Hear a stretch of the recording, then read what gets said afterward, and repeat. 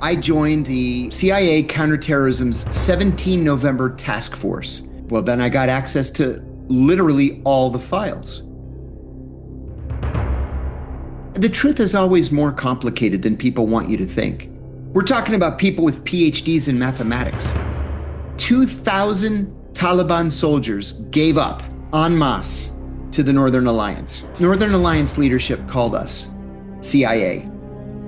And the CIA said to put them in container trucks and send them out to the desert. 2,000 people.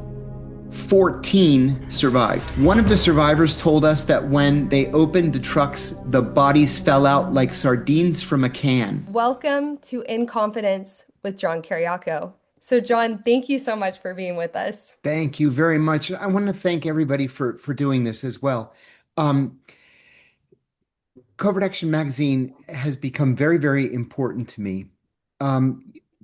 Many of you know, I would assume, most of you know that I spent 15 years at the CIA. I'm not the typical CIA officer, former CIA officer. I had serious disagreements with the CIA, well, really any whistleblower in national security, whether it's NSA, CIA, FBI, even state and DoD, but much like Philip Agee did, the founder of the magazine, the co-founder with Lou Wolf of the magazine, um,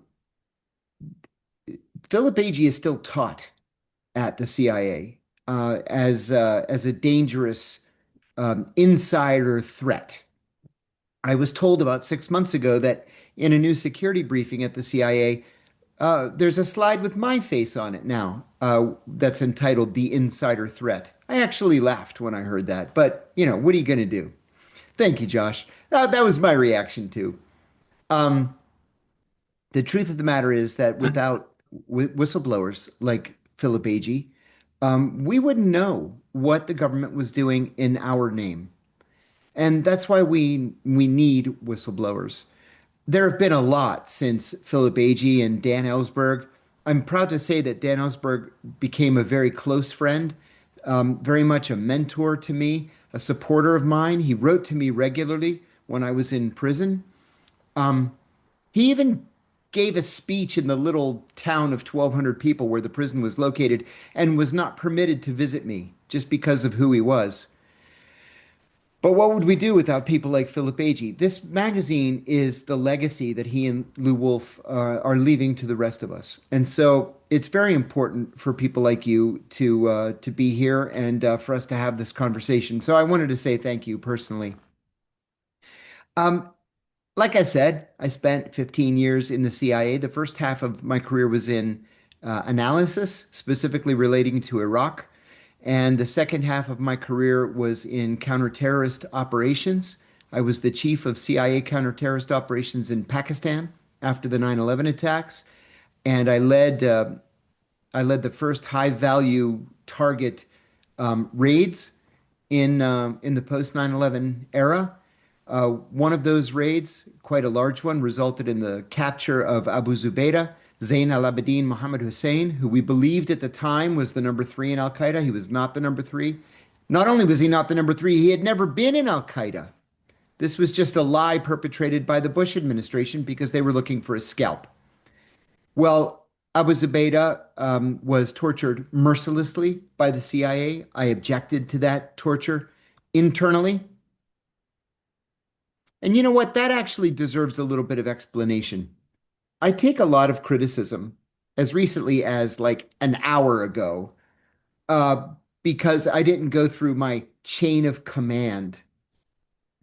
My chain of command created the CIA's torture program. So what am I going to do? Go to my boss and say, listen, this torture program you came up with and you've started to implement, I'm against it. What the heck is... it's ridiculous to even consider it. But in a perfect world, you go through your chain of command, and if you don't get satisfaction there, you go to the inspector general. Well, I did. And the torture program was so highly classified that the inspector general was not read into the program. He had no idea what I was talking about. If you can't get satisfaction with the inspector general, you're instructed to go to the general counsel. It was the general counsel who ruled that the torture program was legal. And if you can't go to your general counsel, then you're supposed to go to the oversight committees, the Senate Select Committee on Intelligence and the House Permanent Select Committee on Intelligence. But I couldn't go there because they had authorized and funded the torture program and the secret prisons. So where do you go? You go to the media and you let the chips fall where they may. And that's what I did. Well, it's only because of the existence of outlets like Covert Action that whistleblowers can go to the media. This magazine's been around for a long time. Uh, it's it's never wavered from its commitment to openness and transparency. It doesn't have problems, and I'll explain what I mean by this. It doesn't have problems related to the Freedom of Information Act. What I mean is this: I have a friend, Jason Leopold, who was briefly a reporter for the Los Angeles Times. From the LA Times, he went to Vice News and then someplace else, and now he's at Bloomberg. Jason has filed more Freedom of Information Act requests than any other person on the planet, to the point where the Pentagon spokesman called him a FOIA terrorist because it was Jason who broke the Hillary Clinton email story. Well, besides the email story, and that's where he gets all of his coverage, but besides the email story, he did something that I think deserves kudos. He wrote a Freedom of Information Act request to the CIA's FOIA office, and he asked for all communications between the CIA and all journalists, period, for a period of 2 years. And of course, the CIA never responds to Freedom of Information Act requests. So what he does is he has a lawyer on retainer, and as soon as the clock strikes 60 days, which is when the CIA is supposed to respond, he files a lawsuit. And because the law is crystal clear, he wins every single time. And then the CIA has to pay his legal fees. So he just kind of keeps the funding going and he's constantly being reimbursed by the CIA. I filed a FOIA request uh, 10 years ago last March, and I'm still waiting for a response. I just wanted to know if this guy from the 1950s was a part-time science fiction writer. That's all I asked. 10 years I'm waiting. Anyway, he asked for all communications between the CIA and all journalists for a period of 2 years. And what he found was this. He found communications between the CIA's Office of Public Affairs and Ken Delanian, who is the chief national security correspondent for NBC News and formerly MSNBC. Now it's called MS Now, I think, or MSN Now, or something like that. Ken Delanian, the chief reporter for national security for NBC, was sending the CIA his draft articles before sending them to his own editor. How this man is still employed as a journalist is an utter mystery to me. But he was getting his articles cleared by the CIA before sending them to his own editors. That should have been front page news, and it wasn't. The other thing he found was there was some young independent journalist, not really employed by anybody, making $300, $400 per article. He actually developed some information that the CIA didn't want to be made public. And so he wrote to them and said, I'm going to publish this information. And I was wondering if you had a comment. The comment was, so help us God, if you publish this information, you will never be invited to the Christmas party ever again, and we will never answer any of your questions. And so he killed his own article. You've all heard of Operation Mockingbird, right? Where the CIA was recruiting journalists, and supposedly the church committee found out that this was happening and said that it was a violation of U.S. law, and the CIA had to stop recruiting journalists. They don't need to recruit journalists. They don't need to. All they do is threaten them with no invitation to the Christmas party and no future off the record interviews. Well, when all of the major print outlets zero out their budgets for investigative journalism, all you can do is ask the CIA for information, kind of gist it a little bit, put your name up at the top, and release it as an original article. That doesn't happen here. That'll never happen here. What you have at Covert Action Magazine is independent journalism, and it's independent original journalism. That's why we're here. I wanted to Absolutely. Yeah. And, go ahead. I wanted to say it's so fascinating how many people actually know the legacy and the organization Covert Action itself. And I'm just curious, talking about Philip Agee, how do you see you continuing that role with his legacy? Because it's so similar, you guys are the whistleblowers of this you're the whistleblower of this generation. And so it's like continuing, who's next? It's fascinating. So how do you see yourself in that vein? I'm proud to be associated with Philip Agee. And I'll tell you a funny thing. I had read Philip Agee before I joined the CIA. I knew the story and I had read his books. I actually have them on the bookshelf behind me. And I have one by Lou Wolf behind me. And I remember getting a briefing, a security briefing at the CIA. It was my first week on the job. And they talked about, their words, the traitor Philip Agee. The traitor Philip Agee, his revelations led to the death of the CIA station chief in Athens, Richard Welch. Well, I knew that wasn't true. There was a lawsuit about that very issue, which the Agee family won. I knew that it was a lie that Philip Agee's revelations led to anybody's death. And so I went up to the lecturer afterwards. I said, that's really not true that Philip Agee led to Richard Welch's death. I mean, it's been reported in every paper in America. And he said, "Oh, you don't know the inside story, kid. You don't know what really happened." And I thought, yeah, I know what happened. Years later, I'm going to say 7.5 years later, I joined the CIA counterterrorism's 17 November task force. This was a unit that was set up to investigate the assassination of Richard Welch, the CIA station chief in Athens, and to try to find his killers and bring them to justice. Well, then I got access to literally all the files, all of them, going back to, the night that Dick Welch was killed. And the truth of the matter is that the CIA was actually responsible for the leak that resulted in Dick Welch's death. Um, there had been a previous CIA station chief whose identity was revealed.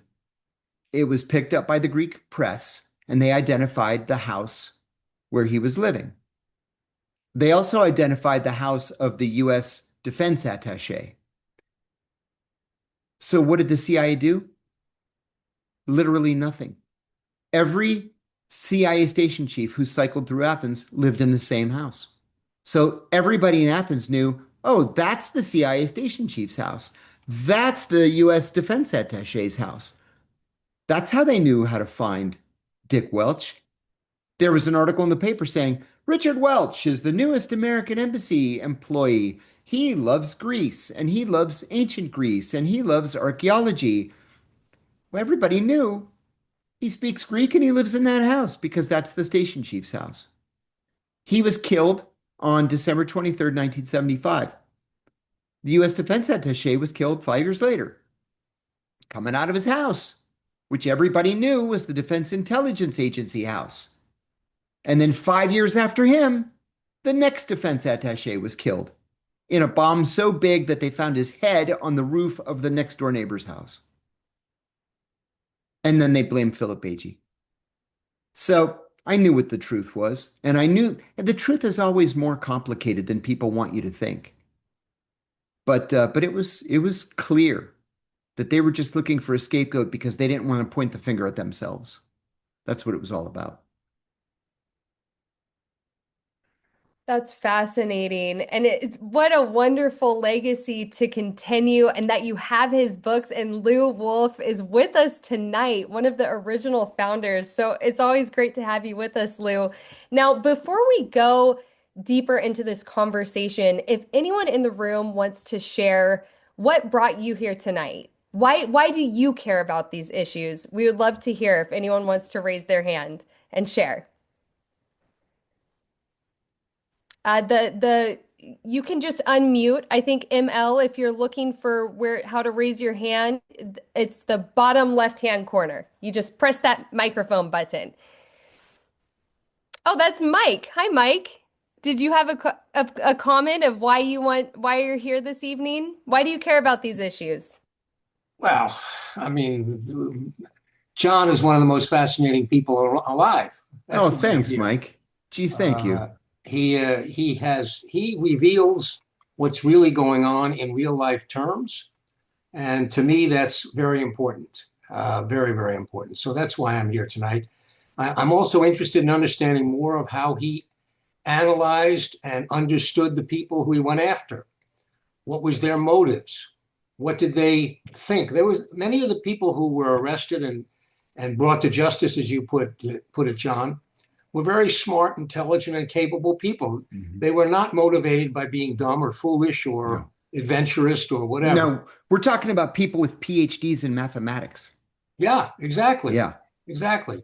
So, what motivated I want to know, and you don't have to answer this right away, but I want to know if what your analysis is, what motivated them, and whether we take that into account in how we deal with the situation. Oh, that's such a good question, Mike. One of the first things I learned when I was stationed in Greece from 1998 to 2000 was that I knew nothing about Greece. It's funny when I'm going to go back to my college days. I started college in 1982, and I was working on a degree in Middle Eastern Studies at George Washington University, but they didn't offer Arabic there. And they said, "Oh, take Russian. There are Russians in the Middle East." I wasn't interested in taking Russian. So I found a modern Greek class at Georgetown, and through the consortium of DC universities, I decided to enroll there, and I would just walk up to Georgetown University every day and do Greek class.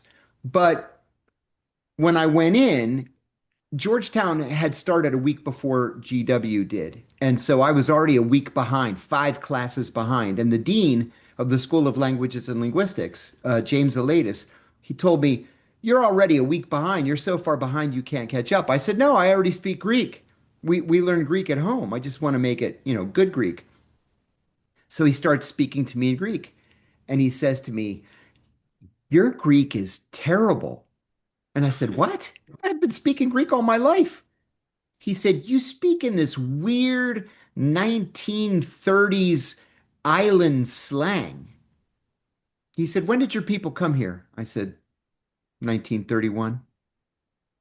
And he said, "Yeah, you're going to have to start back at the beginning again."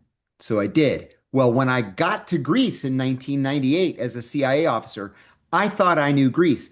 I didn't know Greece. I knew what right wing Greek America wanted me to know about Greece. And one of the very first things that I learned was what we Greek Americans call the junta or the military dictatorship. The Greeks have created a word that translates as the 7 year nightmare. That tells me a lot that I didn't know growing up in Greek America. It wasn't just, "Oh, there was this democracy, and then the military came, and then the military left, and there was democracy again." It was the 7 year nightmare because they murdered people, they disappeared people, they tortured people, they had uninhabited islands where they set up internal exiles. This was a scar on the entire country. And it was that trauma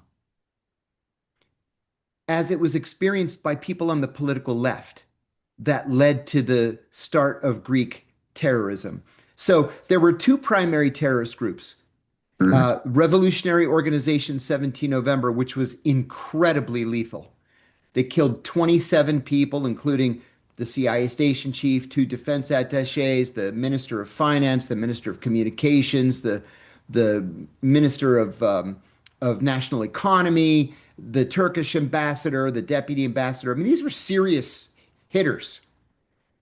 And then there was another group called Popular Revolutionary Struggle, which translates to ELA, Ella. Ella usually killed cops. So we didn't have much to do with going after Ella. We were much more interested in 17 November. Well, I remember saying at the time, what does the analysis say? Do we believe that these are the same guys that killed Dick Welch in 75? Yes. I said, they must be, what, 70 years old? What, they're 70 years old and they're riding on the back of motorcycles doing hits? Yes. Well, you know what? They were. They were 70-year-old men pulling right up alongside of you and doing a hit. And then they would vanish. So, how could they vanish? First of all, the Greeks never believed that they were the same old men that had done the hits from 25 years earlier. They just dismissed that as ridiculous. Secondly, the Greeks were not interested in the analysis that we were doing on these groups. The analysis to me was the most interesting part of it. And what we were able to find was that 17 November and Ella originated in Paris in 1967. In 67, these guys had been students in Paris, like so many other Europeans.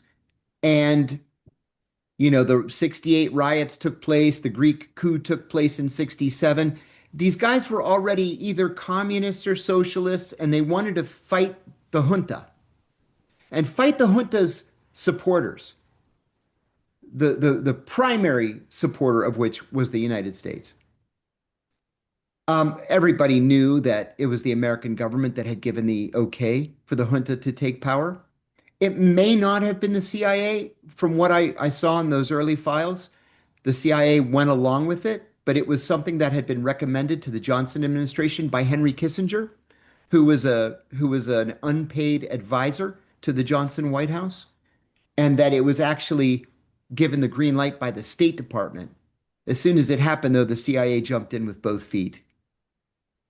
But anyway, this group began meeting in Paris, in cafes, in people's apartments, and they decided that the only way that they could affect political change was through political violence, that they believed they were justified in carrying out because the military had illegally taken control of the country. They wanted to do a practice hit. And so two of them shot and killed the Uruguayan defense attaché in Paris in 1967. He was a fascist and quite a proud fascist. And Let me interrupt you, John. He probably knew Phil Agee. he probably did. That's a good point. I hadn't considered that. I bet you're right. And they got away. It was easier than they thought it was, and they decided it was time to take the fight to Greece. The problem was they couldn't get back into Greece because the military had closed the borders. When the junta fell, and the reason the group changed its name from the One May movement to Revolutionary Organization 17 November was that on the 17th of November, 1973, there was a peaceful pro-democracy demonstration at the Athens Polytechnic University. And the military sent tanks to confront these peaceful, unarmed student protesters. To hear the students tell the story, there were 500 people killed. To hear the military tell the story, there were 35 people killed. In any event, they never released any of the bodies to the families. So we'll never know how many were killed. It was probably on the higher end of the middle. That was such a national trauma to the Greek people that it weakened whatever support the junta still had, and it finally collapsed. And Constantine Karamanlis returned from exile, was elected prime minister, and the rest is history. But 17 November returned to Athens to first carry out the hit on Dick Welch and to carry out a second hit on the chief of the Greek National Police. His name was Malios. Um, they did both of these hits and got away scot-free. And what they did is they wanted recognition. So they sent a manifesto to Jean-Paul Sartre, of all people. They respected Jean-Paul Sartre. And somebody, we never were able to figure out who, gave the manifesto to Henri Bernard Lévy, who's a renowned poet and national treasure of France. At the time, he was Sartre's assistant. Sartre read it, thought it was ridiculous, and threw it in a desk drawer. In Greece, they were so offended that he wouldn't make an announcement, of support. They sent him a second manifesto. And then they called and said, "Why didn't you read our manifesto?" Finally, they sent a copy to the Libération newspaper and they published it. And then Sartre read it and said, "Wait a minute, I've read this before. Didn't some Greek send this to us?" And that's how we became aware that there was a group called Revolutionary Organization 17 November. Now, to get back to your original point, Mike, one of the reasons that it took us 27 years to catch them was that they didn't live in Greece. They would fly into Greece from Paris, do a hit, and just fly home to Paris again. Two of them were mathematics professors at universities. One lived in Sweden. One was the mayor of some Greek island. A couple lookouts. We were never able to identify the two women whom people had told us acted as lookouts. We had 5 or 6 suspects. We could never figure it out. But tell you the truth, when I joined the task force, let me think, 1, 2, 3, 4.5 years before the group was destroyed, we had 1,200 suspects. Literally, we had 1,200 suspects. The group had 7 members. And we only had the names right on 2 of them. 2. That was it. That is fascinating. Thank you so much for that question, Mike. Oh my gosh, that is wild. We also have Joshua. Joshua, thank you so much for being here this evening and your patience. Go ahead. Hi, Josh. Hi, John. Thank you very much Thank for you. talking with us. And I'm very interested in the events surrounding the 9/11 attacks, especially with regard to the intelligence community. The CIA had multiple opportunities to notify the FBI about 2 of the hijackers, Hazmi and Midar, That's right. having visas and traveling to the United States. And Covertaction Magazine a couple of years ago published my article on the Canestraro Declaration, Mhm. which goes into He, great detail he on Hazmi and texted Midar. he texted me today. Was Donald Canestraro? Yeah. Oh, well, very good. And in the Canestraro Declaration, Mark Rossini, who was an FBI agent assigned to Alex Station, and Richard Clark, who was the counter-terrorism czar, Yep. they have a theory that the CIA was working with the Saudi intelligence to monitor and flip Hazmi and Midar while they were Yes. in the United States, and that they didn't want the FBI to get involved. And somewhere along the way, Hazmi and Midar are part of the hijacking of Flight 77, which crashed into the Pentagon. And a question I have for you is, do you think the CIA was working with the Saudi intelligence to monitor and flip Midar and something went wrong? Or Kevin Fenton's work, Disconnecting the Dots, he he posits the theory that the CIA was actually looking to enable a terrorist attack to occur on United States soil. So I'd be very Right. interested in hearing what you think might have been going on. I've never believed that the CIA wanted an attack on U.S. soil. Um, there are so many moving parts to that theory that it would be virtually impossible to carry out and to keep it secret. But I remember I was in Alex Station at the time. I was the chief of counterintelligence uh, in Alex Station, and I remember people being giddy at the prospect of Hazmi and Midhar being recruited. This also goes to the idea that the CIA hated the FBI so much that they were willing to risk a massive terrorist attack on U.S. soil, rather than to bring the FBI in on the operation. There were several points in my operational career where I was specifically told, "Don't inform the FBI of that," or "You're not going to need to send a cable to the FBI," or "Don't mention it to the FBI when you're seeing." Well, we're supposed to be working in partnership with the FBI. In fact, the FBI was doing the same thing to the CIA. That's how deep the hatred was. I say a lot in podcasts that it wasn't until 2009 that the CIA and FBI computer systems were even compatible with one another.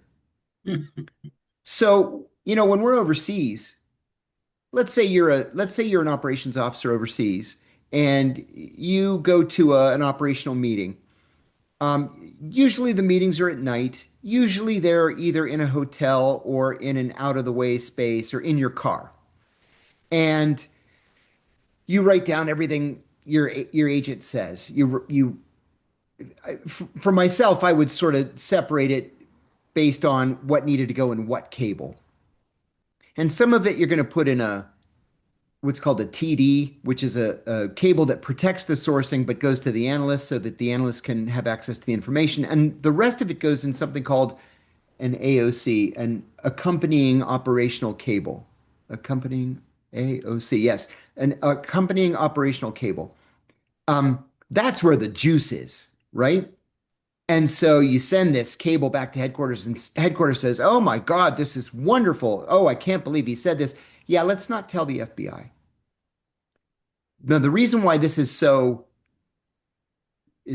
dangerous and destructive is that whether we liked it or not at the time, 9/11 was an open criminal investigation. And whether the information was being collected overseas or in the United States, the FBI had primacy. Now, you know the old deal that the CIA has primacy overseas and the FBI has primacy in the US.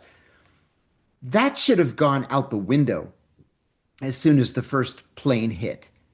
And it didn't. There was this bureaucratic pissing match that continued for years. Well, when I was overseas and I'm meeting with these sources and I'm writing my cables, I send it to, the Counterterrorism Center, branch 1, branch 2, branch 3, branch 4, because they all have an interest in the information. I send it to the Office of Near Eastern Operations, maybe the Office of South Asian Operations, and I'll send it to the White House for Dick Clark's information. Even if I wanted to send it to the FBI, I couldn't because the computer systems were incompatible. I could send it to NSA. I could send it even to the State Department. All I have to put is Roger channel, and that goes directly to the State Department. There wasn't even a mechanism by which I could send it to the FBI. And like I say, at the same time, let me make sure I get this right. Hazmi and Midhar were in San Diego. We wanted to recruit them, and we knew that they were in San Diego. The FBI was looking for them and had no idea they were in San Diego because the FBI wanted to arrest them. The CIA wanted to recruit them. And then the rest is history. So I think really what it was the worst bureaucratic screw up in American history, the worst intelligence failure in American history, to the point where in most other countries, people would have been prosecuted for their conduct. And instead, all that happened to them was that their budgets were tripled and they were told, go do anything you want. Thank you for the question, Good Joshua. question. Oh, Yeah, wow. I was wondering if I could just say one thing. Thank you very much, John, for your You answer. bet. Thursday night, Boston 9/11 Truth is hosting Mark Rossini Mhm. to speak. He was one of the FBI assignees to Alex Station along with Doug Miller. Yep. So it might be of interest for you and everybody here to join that meeting. If you want, should I send a link in the group chat Yeah, if you can anybody throw has it in interest? there if anyone's interested. Thank you so Because much. because Mark Rossini, I think, is a very important whistleblower as well Agreed. on this topic. And Indeed, he is. thank you for answering my question. Thank you, Josh. Appreciate that. We have one more hand and then we'll go back into our conversation, but go ahead, Leslie. Welcome. Good evening. Thank you very much. Thank So you. I am here because Louis keeps in contact with me. We've been buddies for many, many years. I am originally from Ecuador, South America, where Philip A.G. served in his first post. And I learned about him. I came here in 1969, and I learned about him when I read his Inside the Company. And his role in Ecuador was to convince the Ecuadorian government, this was in 1960, to break relations with Cuba. When I met Philip A.G., it was in the early 80s. I was an activist with the Central America Solidarity Committee, and we invited him to speak in Baltimore. And I was able to shake his hand and give him a hand. And what an honor, a pleasure to meet such a brave human being. That's what I learned about covert action. And I've been on and off following covert action since then. I have been an activist in this country most of the years that I have lived here, because you cannot live in the US, in the center of empire, without trying to do something about it. There are so many crimes that are committed against so many people all over the world, and at the cost of the well-being of many people here in the United States. And those of us who have gotten more involved have also been followed by the FBI, even though everything we do is totally legal and is supposed to be the center of democracy. I don't believe in that. And this country turned me into a socialist, because you just have to open your eyes and you see what the US government and other governments that they associate with, like the government of Netanyahu in Israel, commit in other countries. Thank you so much, John, Thank you. for your presentation, your clarity, your sincerity, and for having the guts to come out of that criminal organization. Thank you very much for that. Thank you for your support. Wow, Leslie, what a neat story. Thank you so much for being with here tonight and to be able to shake the hand of Philip Agee. That is incredible. Okay, we have one more person who is on an iPhone and cannot raise their hand. James, why are you here tonight? What brought you here? Welcome. Thanks again, John. I've really kind of been inspired, and also all the full way of emotions with your story. And Thank you. you are a great storyteller. My name is not James, but James is a relative. He was born in 1741 and died in 1781. And some stories out there, because again, I wasn't alive. I'm just reading and learning about him. He was one of the unsung patriots of Cowpens, but he's also part of a family that on both sides of me that I can trace back 10 generations to the mass migration in 1640. Wow.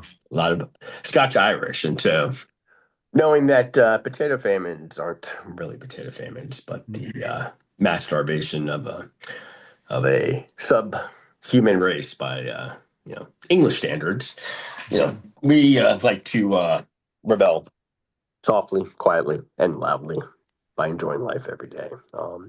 And I'll say that I'm connected here with a lot of your stories through some through my own stories and some through my dad. But I will say that uh, in 2002, I was a small part of a project that ultimately took down Rigsbank and being the bank of the CIA. Hmm.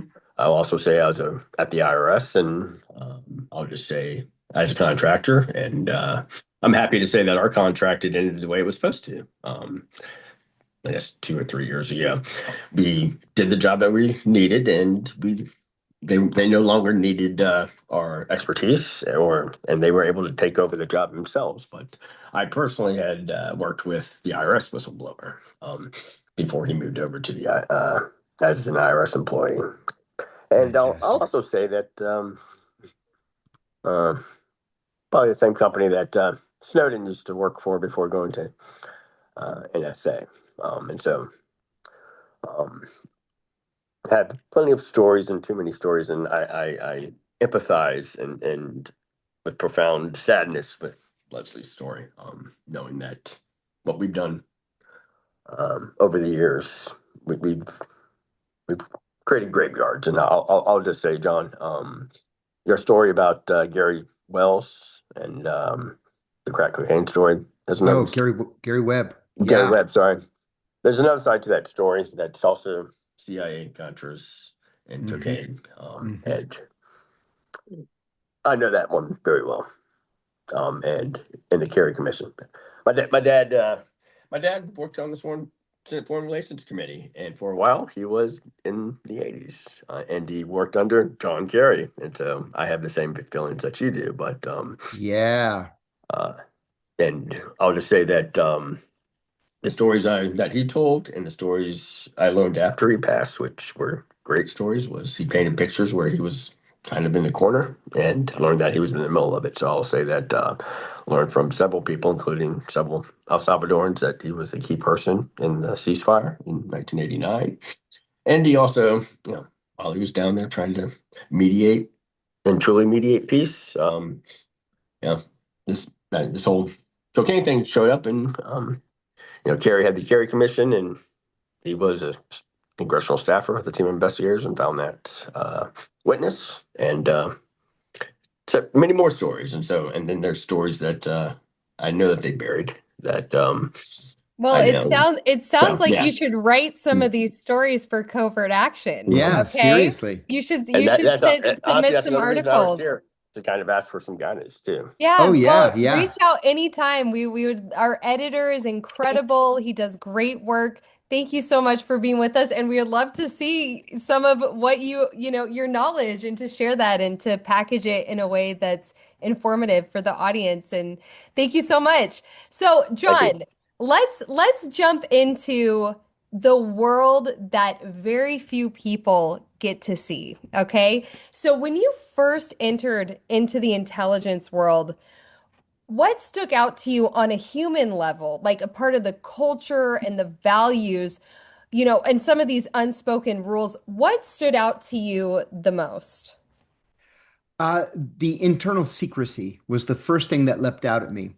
When I first joined the CIA, we had badges that are different than the badges they have now. Post 9/11, everybody has access to the whole building. There are a couple of offices that are off limits unless you're rent into a certain compartment. But back when I first joined, we wore blue badges. Blue meant you were a staff employee. Green meant you were a contractor.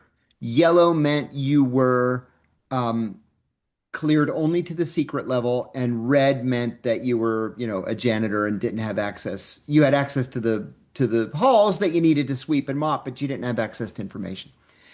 But there used to be these retirees who would come back.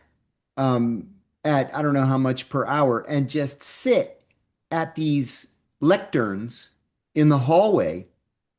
And as you walked past, you had to hold your badge up, and then they would motion for you to keep walking down the hallway.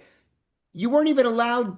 I wasn't allowed on the sixth floor because that was the operational floor. And God forbid I should hear something about some operation that I'm not read into. But I remember thinking, man, these people don't even trust each other. They don't even trust each other.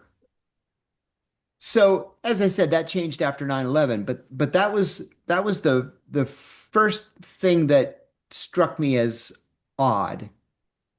Another thing was that analysts were seen as second-class citizens for a very long time.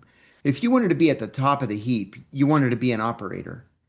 The truth of the matter was, it was the analysts that were the brains of the operation.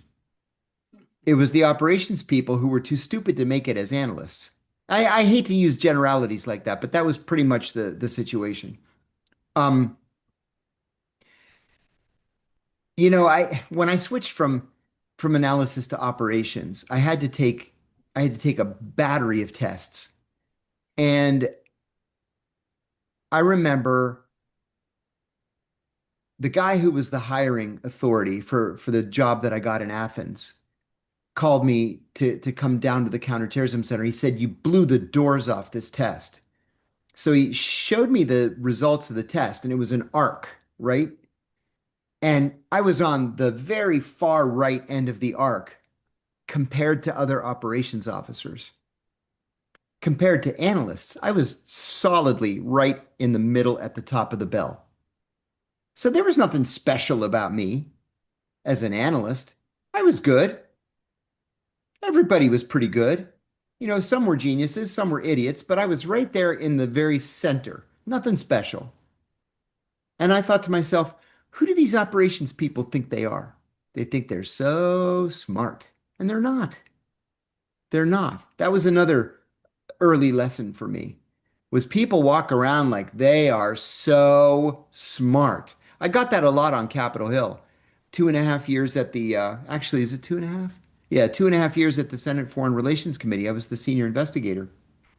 I gave a lecture to a group of PhD candidates from George Washington University once. One of the professors was a friend of mine. He called and he said, "Hey, we're going to be up on the Hill today. We're going to go to the, Armed Services Committee, the Intelligence Committee, and the Foreign Relations Committee. Do you mind talking to my PhD candidates?" I said, "Sure."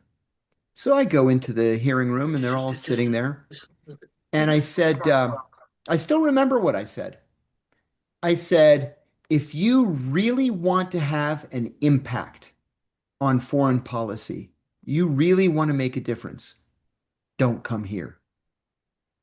I said, we walk around like we are so important and so powerful, and we're not. I said, if you want to have an impact on foreign policy, go to the State Department, go to the Foreign Service. You know, CIA, NSC, maybe to a lesser extent, but if you really want to have an impact on foreign policy, go to USAID, where they'll actually let you do stuff. And I don't mean CIA cover operations. I mean like digging water wells and installing electrical grids and things like that. He called me later that night to thank me. He said, "You were the only person all day who told us the truth." On my first big assignment at Senate Foreign Relations Committee, do you remember um, uh, Captain Phillips, the movie? His ship was taken by Somali pirates. He was played by what's his name? Tom Hanks. Well, that happened when I was on the Foreign Relations Committee, and Senator Kerry asked me to track down Captain Phillips and convince him to come and testify. So I found the guy at his house in Vermont, which is landlocked, by the way, and I called him. I said, "Hey, Captain Phillips, welcome home. Uh, I read all the articles. It's amazing. Congratulations. Senator Kerry would love it if you would come and testify. You're going to get the VIP treatment. He's going to escort you to the room." And he agreed. There was such a huge response to this thing that we actually had to move the hearing to the Armed Services Committee hearing room, which was like 4 times the size of the Foreign Relations Committee. And Kerry said to me afterwards, "That's the first time I've ever been on the cover of People magazine." He said, "Time magazine, sure, but you got me on the cover of People magazine." I had a good laugh. So anyway, Captain Phillips comes, he testifies. We have the president of Maersk Lines testifying with him and the president of the Seafarers Union. It was the three of them. It was a fantastic event. And afterwards, Kerry got up at the end of the meeting and he turns around and he shakes my hand and he said, "That was the best hearing I've ever done." And I said, because I'm an idiot, I said, "So what are the follow-up steps?" And he said, "To what?" And I said, "To the hearing. It was so successful. So what do we do? Do we write legislation? Do we liaise with the Department of the Navy on how to better protect ships?" No, we did our thing. We had the hearing. And I said, "Yeah, but the hearing was just a puff piece." And he says, "Welcome to Capitol Hill." And that was it. Now, when I started getting into serious investigations, because remember, I'm the senior investigator, everything turned to shit. Excuse my language, but I'll explain. I had really great contacts in the human rights community because I had already blown the whistle a year and a half earlier. So a well-known human rights activist calls me and he says, "Listen, I have some explosive information that I need to pass to you, but I have to do it in private. Can you meet me in this unused classroom at Johns Hopkins University?" I said, "Sure." So I drive over there. Lights are all off. He meets me in this unused classroom, and he said, "Have you ever heard of the Dashti Leili massacre?" I said, "Of course." On November 30th and December 1st, 2001, 2,000 Taliban soldiers gave up en masse to the Northern Alliance. The Northern Alliance leadership called us, CIA, and said, "What do we do with these people? There's not a prison in the country that's big enough to hold 2,000 prisoners, in one day." And the CIA said to put them in container trucks and send them out to the desert and hold them there until we could divide them up and send them to smaller jails around Afghanistan and some in Pakistan. So they were loaded onto the trucks. We called it the box up. This is under the leadership of General Abdurrashid Dostum, one of the most grisly war criminals who's still alive and operating freely in the world. And so they didn't put any air holes in these containers, and they didn't give these guys any food or water. 2,000 people, 14 survived. One of the survivors told us that when they opened the trucks, the bodies fell out like sardines from a can. So, what this human rights activist wanted to tell me was that he had a new source who was 12 years old at the time and was hiding behind a rock when the trucks were opened. And closest to him were 2 foreigners wearing blue jeans and black t-shirts and speaking English. So, who is going to be in the Afghan desert on December the 2nd, 2001, wearing blue jeans and a black t-shirt and speaking English? I'll give you one guess. So, I took the information, I wrote a letter to the CIA, I auto-penned it, John Kerry, chairman, with his approval. And I sent it to the CIA asking for clarification. Were there CIA personnel on the site of the box up or when the trucks arrived at the reconnoiter site when the trucks were opened and the bodies fell out? 6 weeks passed.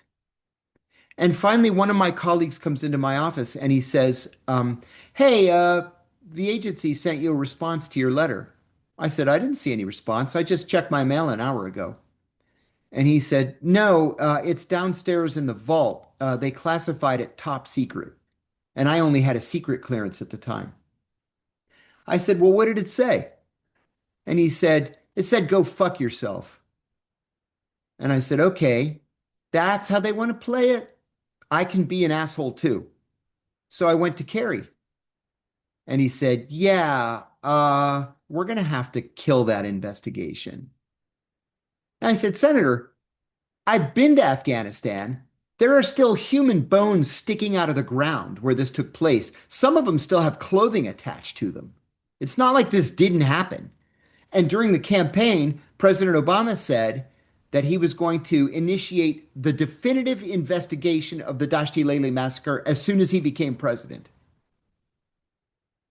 And Kerry said, no, you're not. And so I killed the investigation.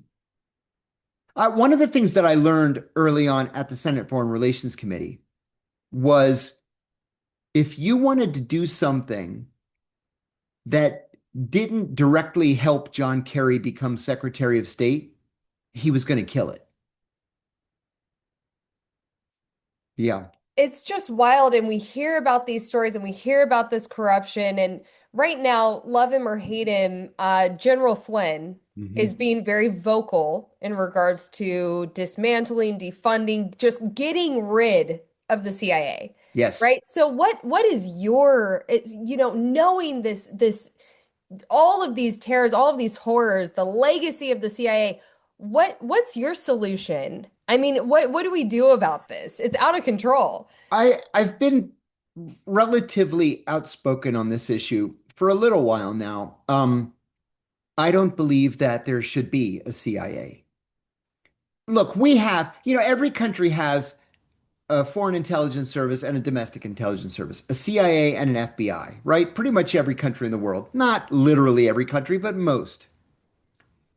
We have 18 separate intelligence agencies in the US government. 18 standalone separate intelligence agencies. That is ridiculous. It's offensive. I remember colleagues of mine, bidding on their next job. Like, oh, where do you want to go? London, Paris, Rome? No, the Department of Education. The Department of Education has an intelligence office? Yes, as does the Environmental Protection Agency, the Department of Commerce, the Department of the Treasury. They all have intelligence offices, all of them. So this was an ongoing problem. It remains an ongoing problem. And I believe that everything the CIA does can be done by other agencies with better oversight. First of all, there is no oversight of the CIA. We all know that. Even the pro-CIA people will admit it to you privately that the Senate Select Committee on Intelligence and the House Permanent Select Committee on Intelligence are just cheerleaders for the CIA. There's no oversight. And besides, how can a staff of 40 or 50 or 60 people oversee an agency of 30 or 40,000 people? It's not possible. And then the Office of the DNI, the Director of National Intelligence, is growing like by the day. It's adding personnel. When the ODNI was created, it had 15 employees, and today it has 12,000 employees. Is that really necessary? So for analysis, the State Department's Bureau of Intelligence and Research does it better. For intelligence collection, the Pentagon's Defense Human Services does it better without breaking the law. For technology and technological development, DARPA and NSA do it way better. So why do we need the CIA? I don't think we do. Well, how do you see it actually being dismantled? I mean, because we saw JFK, he said, I want to shatter the CIA into a million pieces or whatever the quote is. And then Yeah, look at what cast it to the happened. wind. So, right. So how do you see it actually being dismantled? I don't think it will be. Oh, gosh. I don't. The deep state is real. Yeah. I've been saying this for the last 2 weeks, but I'm going to repeat it here. I've come to the belief that the ideological spectrum is not a straight line from left to right. It's a circle. And on some issues, the two sides meet. On the issue of forever wars and the deep state and the role of the CIA in our society, the progressive left and the MAGA right are in agreement on that. We should embrace that agreement and we should move against the CIA. But I honestly don't think anybody in Washington has the guts to do it. I mean, people will say, ha ha, look what happened at JFK. Yeah, seriously, look what happened at JFK. That's why people are afraid to do it. Harry Truman, in the days after the Kennedy assassination, Harry Truman wrote an op-ed that ran in the Washington Post in which he said that he was a damn fool for creating the CIA with the National Security Act of 1947. That ran in the morning edition and it was removed from the afternoon edition. Why? Because the CIA didn't want it there. So people in positions of power and authority, they know what they're up against, and it's just too powerful. While we're waiting, Charlotte, where are you tuning in from? I'm in Vermont. Oh, Vermont. And are you familiar with the magazine? Yeah, Oh, you did wonderful. you ran a fairly big story on me not so long ago about my What was it father. on? Well, it was about my father being the first master spy in the Middle East, and I've spent decades investigating what was behind that. And Oh, fascinating. yeah, so yeah. And I know Lou, and I just happened to be calling Lou, and he told me about the event tonight, so I thought I'd sit in. Oh my gosh, thank you so much for joining us. I do Go, Lou. I I do have a thought though. You know, Yeah, you were mentioning or John was talking about left and right coming together yeah, on some issues. Well, one issue where they do come together is on 9/11. There yeah. are so many people that want a new investigation. Mm, And that includes, Senator Ron Johnson is willing to consider that. I don't know if it'll ever happen. There were serious hopes that there would be a renewed investigation. mhm. So, yeah, I'd like to know John's thoughts about that. Yeah, I wholeheartedly support Ron Johnson's uh, efforts, desire to reopen the investigation. The 9/11 Commission was fixed anyway, right? They weren't allowed to interview anybody from Guantanamo. They weren't allowed to interview any CIA officers.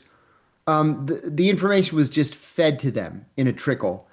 Uh, I think that a new 9/11 Commission, number one, would allow us to put to rest some of the more outrageous rumors that have inexplicably taken hold, like the Pentagon was hit by a missile, not an airplane, when 10,000 people sitting in rush hour traffic that morning watched an airplane fly into it. No, it wasn't an airplane. Or I had a woman tell me with complete sincerity that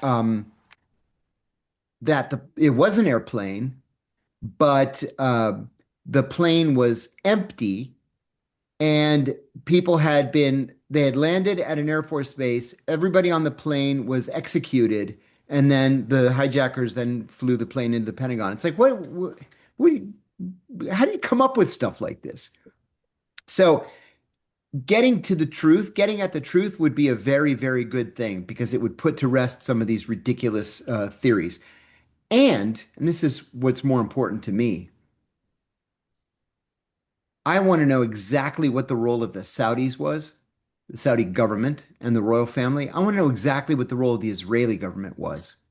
You know, the Israelis are supposed to be at least the best intelligence service in the Middle East, one of the two or three best intelligence services in the world. They are on the Arab countries like white on rice, and they didn't have any information that they could give us to warn us about 9/11. On the other hand, the Israelis knew that if we were to be attacked directly, especially attacked in the United States on 9/11, that we would set out to kill as many Muslims as we possibly could. And that's exactly what happened. By many accounts, we killed 2 million people over the next 20 years. And that benefits only the Israelis. We toppled the Iraqi government, which again only benefited the Israelis. God knows it didn't help the Gulf countries in any way and didn't help us. So, yeah, I strongly support reopening 9/11 and looking at it from beginning to end with unfettered access to everything that this committee would need. Great points. Now, before the break, John, you said something that's really interesting, and I think this has to do with your personality and who you Oh, are as a person. oh, You okay. talked about the circle and how Yeah, the right and the left yeah. meet in the middle I'm sometimes. all about cooperation. And that's a very unique perspective in this politically divided world. But I'm totally on the same page with you. We do meet the left and right often more than we think. And for we have about 45 minutes left. And I want to get into the person that is John, right? And your mentality on things. And I think I do not say this lightly. There are whistleblowers that actually end their lives Oh, yeah, because of how impactful you lose your family, your house, your yeah. home, your job. I mean, it is devastation, right? When people come out and blow the whistle. You are a very unique individual that you're not just surviving, you're thriving right now. Oh, And you've been able to continue your livelihood and your mission and so what and here's how I'm going to frame this question for you, okay? A lot of people talk about bravery and courage, but they don't see the moments when you're by yourself, those quiet moments, yeah. in moments of depression or anxiety, So what in your mind and in your heart, what has allowed you to push forward and to thrive through all of this chaos? Besides 37.5 milligrams of Effexor, um, I'm joking. I'm actually not joking. I don't take it anymore, but I couldn't have survived without it. Um, well, you're right. The costs are incredibly high. Aaron Schwartz, for example, that poor kid, as soon as they charged him, he went home and he committed suicide. Um, Julian Assange tried repeatedly to commit suicide. It's something that is always near the front of your mind. And then, in my case, I talk a lot about having lost my pension. No big deal, really. My right to vote, my gun rights, in the greater scheme of things, no big deal. But I lost so much more. I lost my family. My wife and I are no longer married. We're no longer in contact. She is the CEO of a defense contractor that works almost exclusively with the CIA and the Pentagon. And four of my five kids don't speak to me. My two oldest say that they're ashamed that I'm a criminal. It's impossible to get a job. No company would ever hire me, right? At the first sign of you know, some problem, I'm going to blow the whistle and call the IRS or the FBI or something. They don't want that. And so I had to dig up something on my own, and it's a patchwork. I'll have to work until the day I die, just because you can't really make a living at $300 an op-ed. But then at the same time, the CIA has repeatedly underestimated my resolve. I remember, I don't know, the day after my arrest, 2 days after my arrest, I was really like thinking about terrible things. And my ex-wife said, you're stronger than they realize you are. You always have been. They have consistently underestimated your resolve and your strength, and you can beat them. You just have to fight. And she was right. And so I did. I fought and fought and fought. I ended up fighting her in court over the course of years and years. She ended up on the other side of this issue. But honest to God, I wouldn't do anything differently. Nothing. I say this all the time. I'm going to repeat it. The CIA's culture is such that they want you to believe that everything is a shade of gray. And some things are not a shade of gray. They're black and white, right or wrong. Torture's wrong. Kidnapping people and taking them to third countries for torture is wrong. Having an archipelago of secret prisons that are so secret that in most cases, even the presidents and prime ministers of those countries didn't know that there was a secret CIA torture chamber in their countries. This was a handshake deal between the director of the CIA and the director of these host intelligence services. That's wrong. And so we're either going to be this shining beacon for human rights, or like Ronald Reagan said, the shining city on a hill, or we're not. But we can't not be and then lie about it to the rest of the world. So, yeah, the cost was high, but you know what? I'm also a believer in fate, and this is what I was meant to do. Absolutely. And you never know, at least when it comes to your children, you never know how God works in mysterious ways, or the higher power, whatever you want to call it. That's right. Divine things happen, and there's who knows, Well, you know the old religious joke. How do you make God laugh? Tell him your plans. right. And there's something to be said for Exactly. that. Yep, absolutely. Now, you were just on a podcast, and it was another CIA agent with the curly hair. I can't Oh, remember his name. Barry Eisler, Yes. good guy. And yeah, and there was a little moment of tension, right? Where he was kind of calling you out. He was like, you knew that you were breaking protocol or whatever, right? Yeah. So in your eyes, what separates these acts of bravery and actual reckless behavior? Like, how do you gauge that? Do you remember, I'm going to say 2 years ago, maybe 3 years ago, there was this kid in, I think it was Massachusetts. Oh, his name escapes me now, but he was in the Army National Guard or the reserves or something, and he was taking top secret documents and putting them on Discord. Daniel Hale? No, no, Daniel Hale's a bona fide hero. This was a kid with a Portuguese name. Not And he was sure. very young. Yeah. Anyway, he was trying to impress his gamer friends on Discord with the fact that he had access to these classified documents. That's not a whistleblower. That's a thief. Right. One of the things I learned very early on was that there's a legal definition of whistleblowing. It's Hmm. bringing Teixeira. Thank you, Victor. Teixeira was his name. The legal definition of whistleblowing is bringing to light any evidence of waste, fraud, abuse, illegality, or threats to the public health or public safety. Simple as that. One of the other things that I learned early on was that motivation is irrelevant.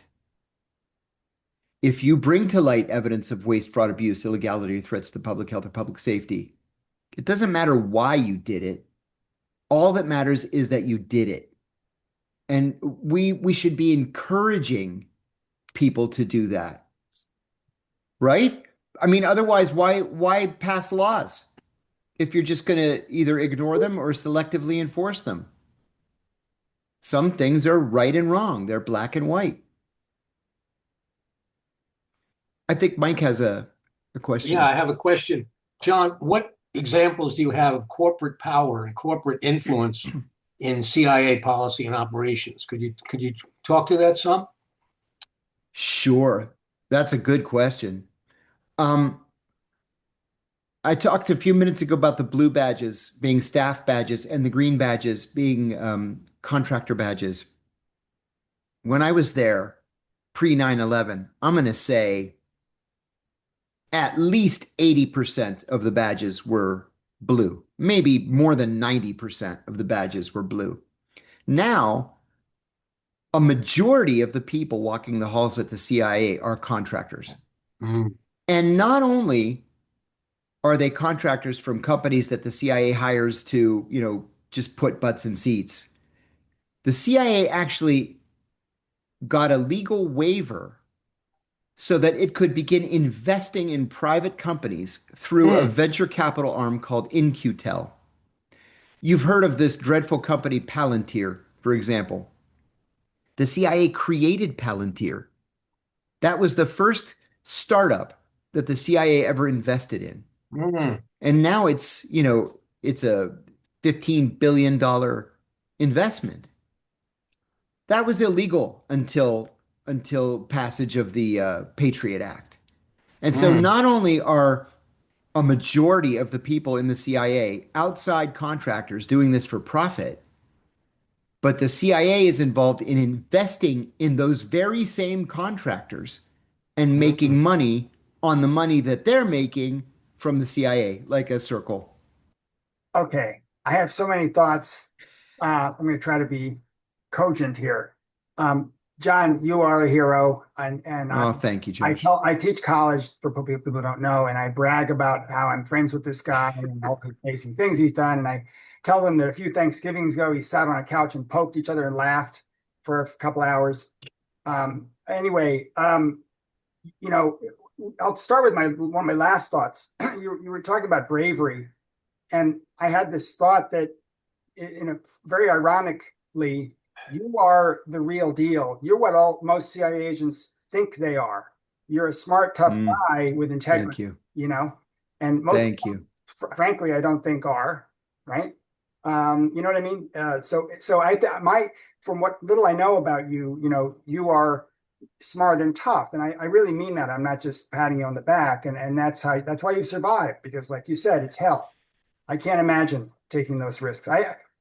Anyway, I don't want to go on and on. I realized I have a magical version of your whistleblowing moment, and I have to correct that, because I tell my students that I still haven't talked to John about what he was going through his mind when he said yes to the question, "Do we torture?" on national news TV. But it sounds, from what you're saying today, that you planned this, just like Rosa Parks planned to sit in the wrong part of the bus. You know what? I really believed that somebody else was going to say something first. And that's why it took me as long as it did to come out, and to go public on ABC News. Um, we started torturing Abu Zubaydah on August the 2nd, 2002. And as soon as the torture began, we started getting cables at headquarters from all the people, peripheral to the torture. The nurse, the doctor, the secretary, the security guy, the case officer. And they were saying, "Whoa, we didn't sign up for this." The doctor said, "Hey, I took a Hippocratic oath to first do no harm. I quit." And he resigned and he came back. The secretary fainted when she accidentally walked in on a torture session. Fainted. Others curtailed their assignments. Curtailment meaning they went back to headquarters short of the end of their tour. That's a career-ending decision, to just sort of walk out mid-tour. So I was like, "Oh, thank God, I'm not the only one that thinks this is a monstrosity." And surely, I said, surely somebody's going to say something. And nobody said a word. Scares the hell out of me. Yeah, and then in 2005 or six, somebody said something to the New York Times about the secret prison system. And a colleague of mine who was on assignment to the NSC had two FBI agents show up at her office. They took her by the arms, they escorted her out of the White House and took her badge. And they accused her of being the source for the secret prisons revelations. She was never charged with a crime. And she told me, she looked me right in the eye and she said, "It wasn't me. I wish it was, but it wasn't me." I said, "My God, they fired you. They took your badge. They revoked your security clearance." She said, "It wasn't me."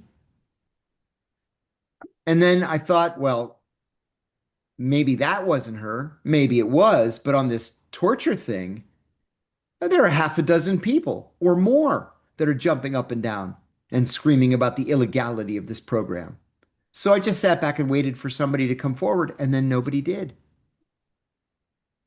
Um, so if I can follow up, so John, I'm going to show my respect for you by picking a fight with you a little bit. Go for it. So you talked about the left and right at the extremes agreeing. My thing, I study imperialism and history and power, and you frustrate me because you're so damn smart, and you don't think like me. So I want you to be more like me. So what I want you to do, or I mean this is a question, what about the structural analysis, right? So here's a way to do this. Who does the CIA work for, in your opinion? Or who's it supposed to work for? You mean who does it work for? You're right. That implies that second question. Yeah. But so let me No, just I think to answer you directly, I think the CIA works for the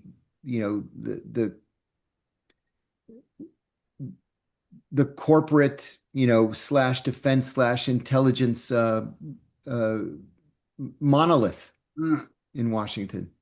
I do. Okay. In fact, I just wrote an op-ed. I haven't sent it out yet, but I just wrote it tonight about the deep state. Republicans love this, or conservatives love this term, the deep state. Well, the deep state's real. It's a real thing. In that people at the CIA could be in these senior intelligence service positions for 25 or 30, even 35 years. And there's no getting rid of them. I just told a friend of mine yesterday, I'm sorry, Josh, I'm rambling, but I just told a friend of mine yesterday that when I was in Pakistan, my entire branch, I had 7 people working for me, and all 7 of them were old men. They were all former either directors or deputy directors of Near East operations. One of them was the deputy director of the CIA.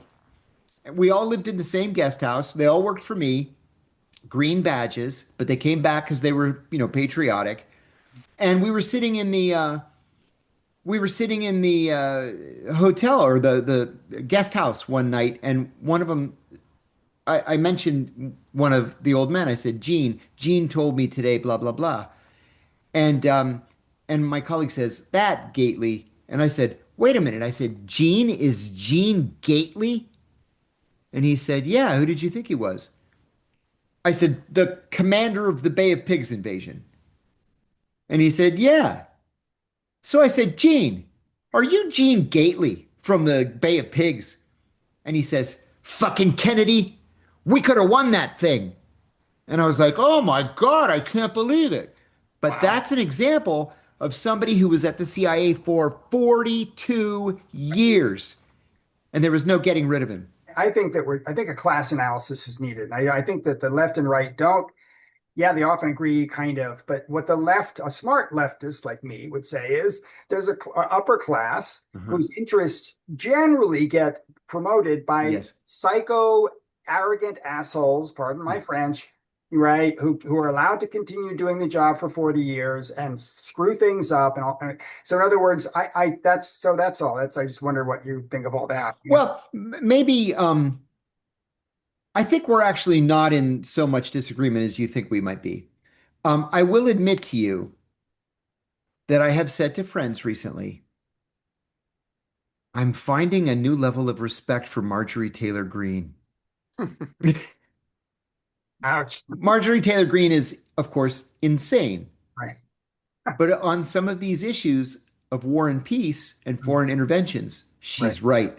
And while we may have to swallow hard over some of her other votes, I'll take that support where I can get it. And if Donald Trump is going to get 77% in that district and there's no hope of a progressive being elected, all right, I'll take her once in a lifetime correct vote. Yeah. Yeah.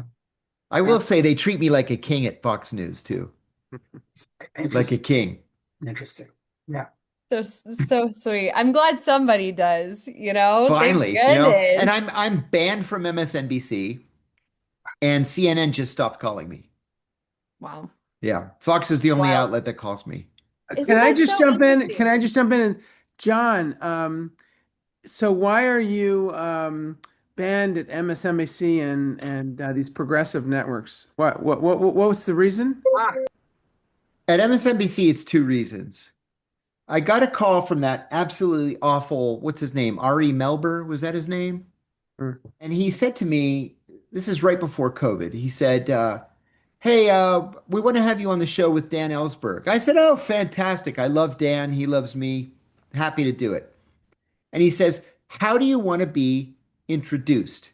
And I said, either as former CIA officer John Kiriakou, former CIA counterterrorism officer John Kiriakou, depending on what the topic of the segment is, or CIA torture whistleblower John Kiriakou. So I go up to the studio. It's hard to get to. It's right next to the director of national intelligence. Interestingly enough, way up on Nebraska Avenue. And I go in there, and they do makeup, and then I get fitted for the microphone, and I sit down. And I see Dan on the screen. And I said, "Hey, Dan." He says, "Hey, John. Hey, this is going to be fun." So Ari Melber comes on, and he says, "We're going to start with Dan, since he's Dan, of course." I said, "Yes, of course." He asked Dan a question. We're pre-taping it, right, which is important. And then he says, now we're going to turn to convicted felon John Kiriakou. And I said, motherfucker, I said, and I stood up and I ripped off the microphone. And he says, oh, I'm sorry. You know, it was a private note that I wrote to myself. I didn't mean for it to get in the script. I said, you asshole. I said, you set me up and I'm not going to play games with you. You and that awful Rachel Maddow, who every single time she would say my name, she would say, John Kiriakou, who styles himself a whistleblower. Screw you, Rachel Maddow, and your $14 million a year limousine liberal contract. So I told him, don't ever do that to me again. I said, you are lucky that this is taped to run later. You're lucky, because I would have embarrassed you on the air. And they never called me back. Rachel Maddow's producer called me once, and I said, you have got to be kidding me. I said, of everybody on your network, she has treated me with the most disrespect. And you want me to come on her show? Not in a million years, I said. And they never called me again. Wow, that's Yeah. incredible. I had the same kind of wild. situation with NPR. Same thing. I was like, no. And it was live. I said, no, I'm not going to let you play games with me like this. Amazing. Absolutely not. And I had friends like professors who were calling me saying, oh, you really gave them shit on NPR. I said, yeah, how much you want to bet they'll never, ever call me again? And they never have. Because I don't want to be on their neoliberal propaganda outlet. Absolutely not. Well, good for you. We have Lou. Hi, Lou. Lou's got a question. First of all, I want to give some credit to where it's due, and that is to two people. Chris Agee, who I knew as a child, and I knew his dad, and I'm proud to have known his dad because he taught me a lot about how the CIA really works. I learned a lot more since then from John Kiriakou. The second one is about somebody else who was not a whistleblower, quite the opposite. Her name is Gina Haspel. Yeah. Gina Haspel became the CIA director on a platform which she declared on TV that she was part of the women's liberation movement because now women are on my shoulders, she said. I said, give me a break. And of course, as John will confirm, she was in charge. She was a proud proponent of torture. In fact, she went to torture sites and participated. That's right. The real truth should be known about Gina Haspel. We didn't call her Bloody Gina Haspel for no reason. She went out to that torture site just because she wanted to. She didn't have business out there. She wanted to actually watch Abu Zubaydah being tortured. Disturbing. Thank you, Lou, for your insights with that. But the third person I need to mention is Jeremy Kuzmarov, who is the wheels behind our magazine. he can take an article from scratch in the morning and it's ready to print at night. Yes. He's a scholar. He's written 5 books. And I wish he were on the call. I don't know why he's not able to access the call. But anyway, knowing Jeremy is to know a true hero. Thank you. I have to second the comments too about, well, both Chris and Jeremy. Without them, there would be no Covert Action Magazine today. Yeah, absolutely. And Lou, I think Jeremy is teaching a class, and that's why he wasn't able to make it because he's also a professor. So Yes. yeah, he does Okay. I amazing get it. work. Thank Yeah, you. absolutely. Joshua, you have your hand raised. Hop in here. Yes. I have another 9/11 related question for John. My question is the official government investigations into 9/11, such as the 9/11 Commission report and the 28 pages of the Joint Inquiry, they talk about Abu Zubaydah, and the United States government asserted he was, I think, number 3 or 4 in Al Qaeda. Yep. Then they later determined he was not number 3 or number 4. My question is, was he at all involved in Al Qaeda or a similar type of group before 9/11? Because he was on the radar, Yeah. I think, of Jordan and the United States before 9/11. So I just wasn't Yeah. sure if he's just a completely innocent person who No. was caught up, or if he had some sort of nexus to militant or terrorist activities. Yeah, he had never formally joined Al Qaeda and he had never pledged fealty to Osama bin Laden. But he worked along with Al Qaeda. He created the Al Qaeda safe house in Peshawar, Pakistan, called the House of Martyrs. He established the Al Qaeda training camps in both Kandahar province and Helmand province. And on a day-to-day basis, he acted more as Al Qaeda's, what's the word I should use? Logistician. If you were tired of the fight and you wanted to go home, he would get you out of Afghanistan. He would get you a fake passport and a ticket home and just put you on the plane. If you were new and had just arrived in Pakistan, he would get you smuggled across the border and get you into the training camp. So he had never joined Al Qaeda. He was not the number 3. He had never pledged fealty to Osama bin Laden, but he was doing some work. I don't believe that what he did necessitates what the man has gone through. I've been very public about Abu Zubaydah because I captured Abu Zubaydah under the belief that he was the number 3. We know from the Senate torture report that the CIA's position is that Abu Zubaydah will never be released. And indeed, when he dies at Guantanamo, he is to be cremated and his ashes cast into the Caribbean. But I will tell you, I speak to his attorneys every once in a while. And the last time I spoke to his lead attorney, I said, he goes by Zain. His name is Zain al-Abidin Mohammed Hussein. His nom de guerre was Abu Zubaydah. I said, would you tell Zain that I send my best regards? And he said, oh, I told him we were going to speak today, and he told me to send you his best regards. And I said, I feel embarrassed by that. I feel embarrassed that this man's life is ruined. And I had a major role in ruining it.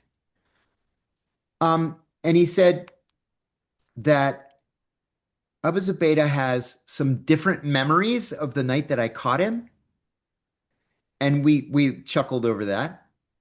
But he said that the day that I blew the whistle on the torture program, a friendly Guantanamo guard went up to his cage and said, a CIA man went public today over what they did to you. And for the very first time, he felt hope. And he said that he hoped someday we could meet and have dinner as 2 free men, that we will have both done our time and we could meet as free men.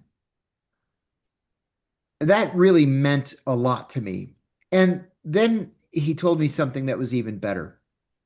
He said that the Biden administration had finally come to the realization that Abu Zubaydah was innocent of what we had insisted he had done. And they had agreed to release him, but they couldn't find a country willing to take him. And then the Democrats lost the election. And so he's just stuck there in a cage for God knows how long. There's not even discussion right now about him being released. I've become very friendly with another former Guantanamo prisoner, Mohamedou Ould Slahi. There was a movie made about his situation called The Mauritanian. I actually just heard from him yesterday. And every time I teach a class, I teach this class in Spain on the history of terrorism, and I always have Mohamedou lecture to the class for one of the sessions.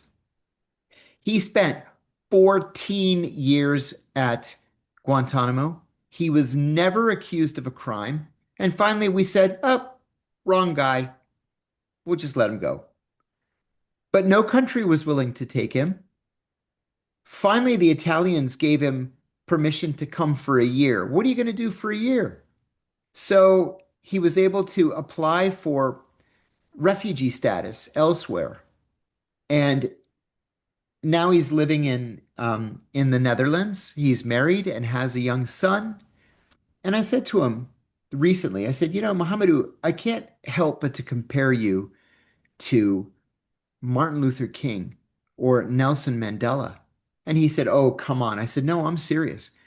I said, I have never heard you raise your voice. I've never heard you utter a swear word.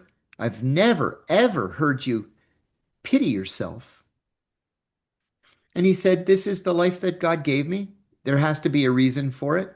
And so I just embrace it. He was in medical school when we snatched him. We snatched him from his cousin's wedding in Nouakchott. He was in a medical school in Germany. And the reason he came onto the CIA's radar was he called a cousin of his in Beirut and he said, hey, your dad's really sick. You might want to call home. I know you haven't talked to him for a while. The cousin was somehow had something to do with Al Qaeda. So we said, oh, if this one's calling that one and that one's calling this one and this one's calling bin Laden, we got to grab the medical student. Well, he didn't have anything to do with Al Qaeda. He was a medical student in Germany, no less, not like in, Pakistan. And so now he teaches and he lectures and he writes. He said, I'm not a doctor. I'll never be a doctor, but this is the plan that's been laid out for me. So he embraces it. It's just He's a bigger man than fascinating. I am. Yeah, and I really think that has to do with the Muslim culture and their Yeah. faith Hmm. and their understanding. It goes so deep. I mean, we saw what happened in Palestine when their homes are being leveled to the ground Hmm. and they're saying, Alhamdulillah, Mm. praise God. And it's just like that is just next level. Seriously. Yeah, so we have about 15 minutes and I want Whew. to get into your insights, John. Right now the world seems very dark. I mean, what's going on in our country, what's going on around the world, it's heavy times. And so I'm wondering what gives you hope for the future and what are some of the responsibilities? It's a two-part question, what do you see for the future generations and how your generation, this audience right here, how can you guys help guide the future generations to have hope and build the world we want to see? It's a little complicated, but I think you get my gist. I think so. There's no easy answer to it. And I'm, when it comes right down to it, I'm a realist. Um, I know that people are going to choose between Democrats and Republicans. Um, the Greens are going to get 1%. The Libertarians are going to get 1.5%. But I'm heartened by the fact that there are so many young people now who don't feel any attachment to either of the two major political parties. And maybe we can go back to the situation that we had at the beginning of the 20th century or the end of the 19th century, where there were 5 or 6 viable political parties all represented in Congress. I read an article just recently about Solomon P. Chase. He was the Secretary of the Treasury under Abraham Lincoln. Over the course of his political career, he was a member of 6 different political parties. Every time something pissed him off, he would just switch parties. And that worked. You could do that. 100 years ago, we had a viable progressive party in this country, or several progressive parties: the Bull Moose Party, the Progressives, the Democratic Farm Labor Party in Minnesota, and I might even be missing one from Wisconsin, right? I think I'm missing one, but we need to get back to that. And I think that the two political parties make it so easy for us to hate them and their genocidal policies, especially in the Middle East, that maybe we will be able to put something together that shakes up the entire system. That gives me hope. Otherwise, I don't mean to be a Debbie Downer, but when Ed Snowden went public with his revelations, I thought, oh, thank God. Well, finally, they're going to see the truth, and they're going to repeal the Patriot Act, and they're going to repeal warrantless wiretapping. It's just gotten worse. And now, 12 years after the Snowden revelations, who the heck is Ed Snowden? He and I were in close touch for a long time. And he told me once that actually, even his dad came to prison to visit me. It was a very generous thing to do. But Ed told me one time that his greatest fear was becoming irrelevant. And that's exactly what's happened. He used to get $50,000 a speech. It's how he earned a living while he was, when he first arrived in Russia. And the only reason he's in Russia, by the way, is because he was in the transit lounge at Moscow airport, and John Kerry revoked his passport. He was on his way to Ecuador, and Kerry revoked his passport. And how funny is it that if Kerry had just let him go to Ecuador, he would probably be in prison in the United States right now, because the Ecuadorian government flipped back to the right and they threw Assange out of the Ecuadorian embassy in London. They would have turned over Ed to the Justice Department. But anyway, he was making $50,000 a speech, and then 25,000, and then 10,000, and he would do universities for free. And now nobody asks him to speak anywhere. So he has become irrelevant. That bothers me very, very much, because he should be the leading spokesman out there for good government and for transparency and for honesty in our political world. And he's not. Nobody pays any attention. We did have another hand here. Oh, is Chris? Chris. Would you like? Go ahead. So in that regard, perhaps as we kind of finalize it up here tonight, I think that what we need to do is celebrate whistleblowers. I think we need I was thinking about this evening together with you, John, and as I was sort of beefing up on all your contributions, which for me goes back to when I was a kid. And when Lou was hanging out at our house in Amsterdam, and he was the nicest of my father's friends. As a kid, he was the best guy. And he was fun. He would hang out with us doing what we wanted to do, as he was like writing CIA in Europe and CIA in Africa with my father. And then, of course, as I met you, John, as I told you this numerous times, you're the nicest guy on the planet I've ever met.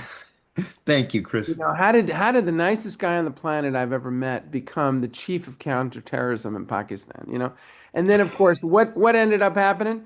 You ended up whistleblowing on the key issue that gave me nightmares when I was 10 years old. Jeez. I was politicizing my friends in suburbia, my friends who were the children of the CIA personnel, because my mother lived in the CIA area, in northern West Virginia there. And of course, they would get all flipped out because I was telling my friends at 10 years old about torture. I mean, I'm talking about things like, electrocution to the genitals and all that. And I was 10. So we all knew about the fucking torture. Mm-hmm. In the 70s, the 80s, the 90s, we all knew. But it wasn't until you came along as lovely as a person as you are, you just said this is the official torture program. We all Yeah. know about it, but you exposed the official torture program, which for me was kind of a guiding moment in my life. Was like finally somebody came forward Oh, to thank you. expose it. So, in terms of how we proceed moving forward, I think the first thing we should do is Covert Action Magazine, together with all those who are here, including Leslie, and thank you for your very heartfelt comments on what is solidarity and the Central America solidarity movement. It's like all of the, and shaking my father's hand and all of that wonderful things that my father has done and what John has done. I think we should do a campaign with you, John. I think we should put all hands on deck to get you a pardon from this crazy wacko in the White House. Oh, thank you. I'm trying hard. I know. So I'm get you a trying hard. pardon, get Snowden a pardon, and so on and so forth. So we should hail that as a major campaign. Thank you. All right. But furthermore, in this fascinating conversation with all of you, we've talked about the characters that have all been in office and so on and so forth, where you guys know the details of all these people. But as we well know, it's a structural, as Josh was trying to point out, it's a structural. And as Mike was trying to point out, what is the motivating factors of those people why they hate us? It's because we're destroying their worlds. And when I say we, I mean the US government and imperialism. Mhm. So it's really what we need to figure out is how to not only abolish the CIA, but put it into the context of it's not the characters, it's not the Dick Cheneys of the world. It's that the next administration is going to pull in the new guys. So it's like we have to put this into a political economy analysis, as my father kind of laid the framework here, which is to analyze the way that U.S. imperialism works and focuses on cheap access to raw materials and labor and markets and all of that. And then, of course, they're going to pull in a CIA no matter what, as any country, whether it's the analyst side, but also the operations side. And ultimately, what we have to do is get the message to the people and have social movements that overthrow these kinds of interests to create a more multipolar world where we can work along the lines of what Leslie is talking about in solidarity, like an internationalism where we work together to create healthy societies around the world that work in harmony and so on. All of that utopian ideology, right? So what we need to do is build that kind of knowledge. And how do we do that? By doing exactly what we did tonight. It was analyze the hell out of what the characters involved, but connect it to the structural forces, the larger structural forces, and then build social movements that undermine the interests of the power elite. So, with that kind of like very utopian kind of idealistic language, John, what do you think? What? Well, Because you're really smart. You can figure this out. How can we do this? I asked essentially the same question not too long ago of Medea Benjamin. Medea Benjamin is, of course, the co-founder of Code Pink, the peace group Code Pink, and I do a lot with Code Pink, and Medea is a friend of mine.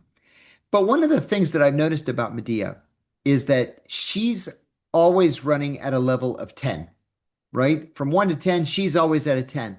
And she loses time after time after time, but she never sees it as a setback. Never. She'll get arrested, and then the very next day you see her on C-SPAN getting arrested again on Capitol Hill. And She nudges the dominant narrative, which is perfect. she really is great. And I take inspiration from her that it's not an issue of winning or losing, because certainly we're all going to, give up after a while thinking that we just lose time after time after time. It's the issue of influencing young minds or changing the narrative. And so, sure, maybe we go to a demonstration and there are only 100 people at the demonstration, not 1,000. But maybe we've touched those 100 people, and then they're going to tell somebody, and then the next demonstration is 1,000 or 10,000. And Medea Benjamin, for those of you who don't know her, Medea is probably 5 feet tall and 90 pounds, maybe less than 90 pounds. And Yes. she is one of the toughest people I have ever known in my life. Egyptian intelligence officers broke her arm and shoulder one time, and she didn't care. She spent the whole night in jail before they finally threw her out of Egypt and told her never to come back. She didn't care.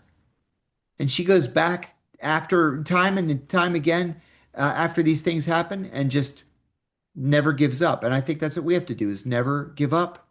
We don't know who we're influencing. We don't know what positive impact we're having on other people by our own actions. And so I think we just have to declare victory and keep doing it. Yeah, and I would like to add to that, it's one thing to educate, but what the right is really good at is activating, Yes. right? They educate and then they activate. And I think, because we can see people like Trump, he knows how to activate Yeah. his base, right? For example, Nick Fuentes, Yeah. Fuentes. love him or hate him, his base, they are loyalists and they're active. And so I think taking those pieces of, yes, education is so important, but what's the action plan? Yeah. And how do we reach that goal? And how do we know that we're meeting those milestones is incredibly important as well. Yeah.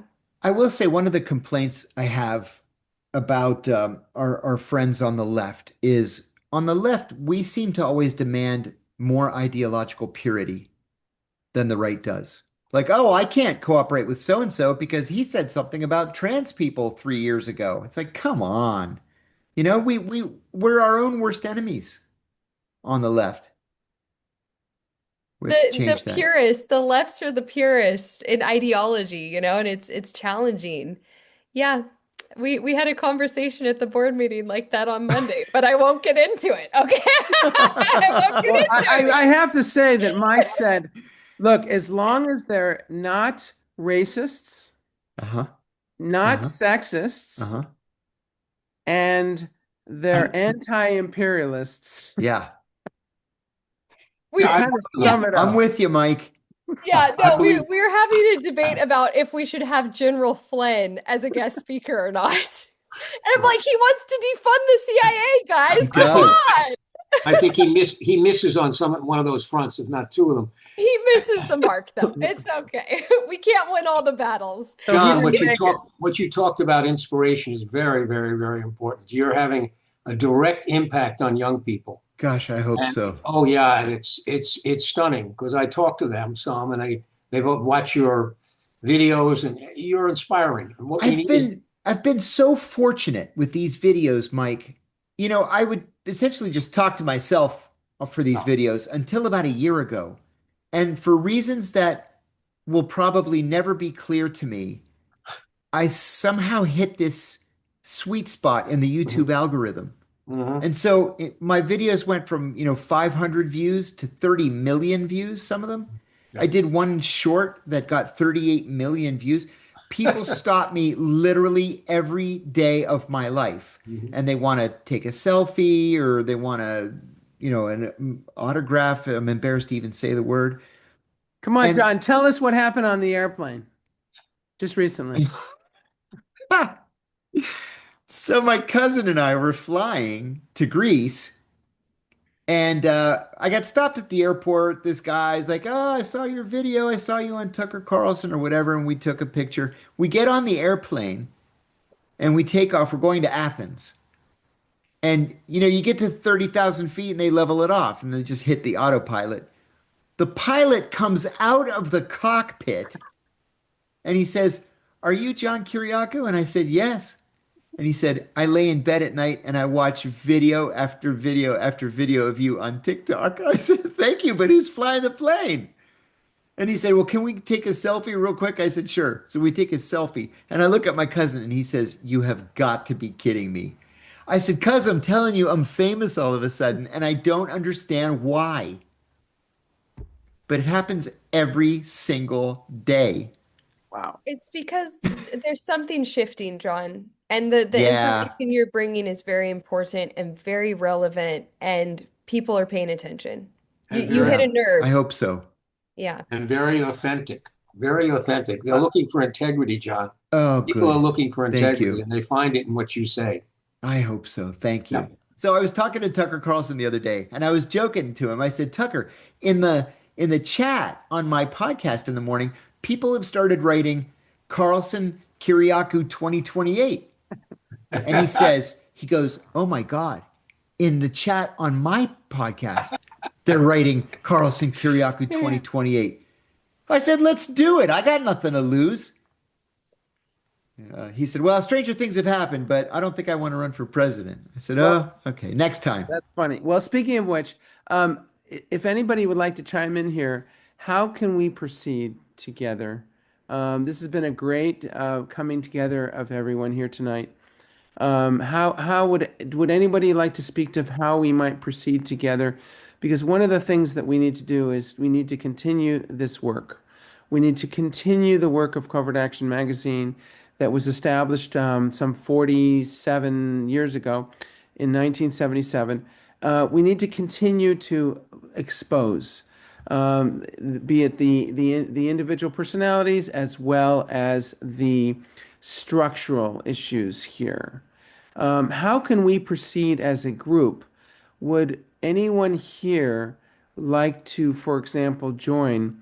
What we're trying to develop is a peer-to-peer networking process to raise funds for covert action, meaning that each one of us could become, quote unquote, for lack of a better word, an ambassador to reach out to our friends and family and networks to raise money for covert action so that we can continue this work. Would anybody like to speak to that? James. Yeah.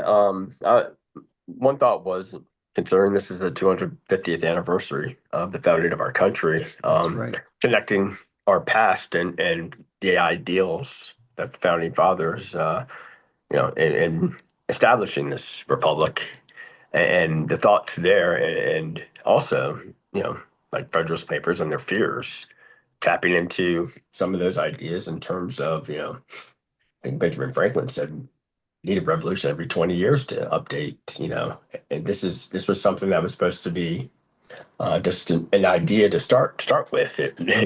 I think some of the quotes there were, it's a republic if we can keep it. It's the best worst idea that we have, and I think through our own history and other countries' histories and the world's history, we've have gotten away from it, and to a lot of the points made here, covert actions abroad and here at home have shifted thinking, and we've kind of become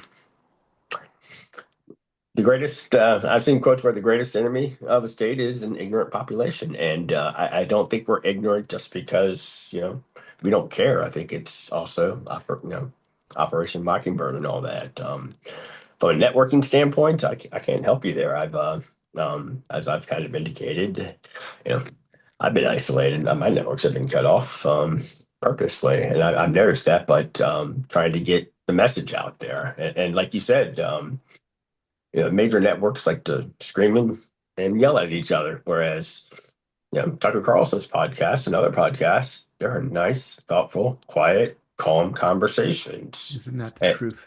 And the last thing I'll say is, before my dad passed, he said, you know, we used to be able to debate all day, all night, our hearts out with each other and go grab a beer at the end of the day.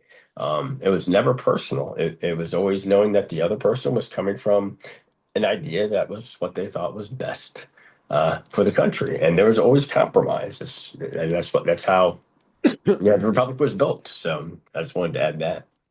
Thank you, James. Appreciate that. Yeah, so as Chris mentioned, we have a program where you can become an ambassador and or what, give me the other terms, Chris. What, it's like activist. A militant, a dissident, an activist, and of course, a whistleblower. We've got different levels. If you want to join and become that, and the key thing is for you to go out to your friends and networks and say, we need you to donate to Covert Action so we can do this work.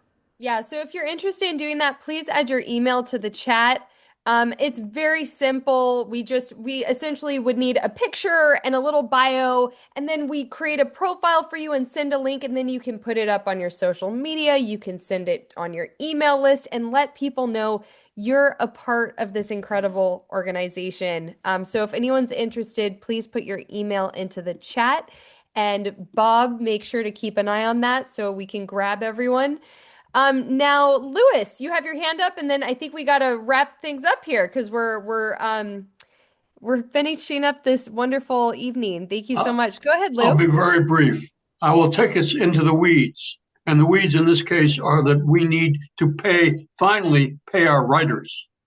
Yes. People who write for the magazine. A lot of these people are hardworking people that don't have, a slush fund, don't have any other means. And so it's about time that we start paying them. That's why we need money. Thank you.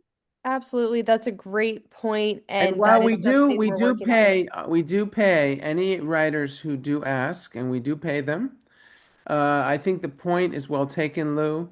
After doing this for how many years, Lou? You've been doing this for like 50 years. It's like, we need to pay them more, and we need to pay our staff more. And we, just so that everyone knows, we pretty much work on, what do you call this? Labor of love type wages. Yeah. And so, but whatever. The point is that we need to expand our staff, and we need to do things like more videos. We need to get to the youth. We need, like, for example, tonight, with hopefully everyone's agreement, we won't use your videos or your visual, but we'll use John's visual. Where's John? Is John still here? There he is. He's here, yes. We'll use John's visual, and we'll create not only a full video of this event with John's video as the focus, but what we're going to do is put it into shorts. And then we're going to populate the TikToks and the Instagrams and everything like that. And we will take the sound bites from this event, and we will just do our best to carpet bomb these ideas to the youth.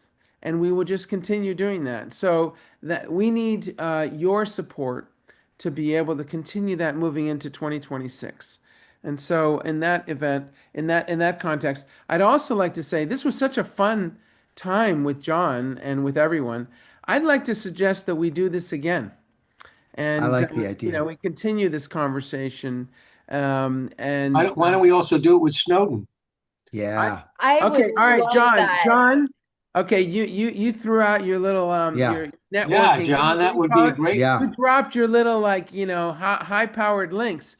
Let's get Edward Snowden. Let's get What Thomas about for Drake. January?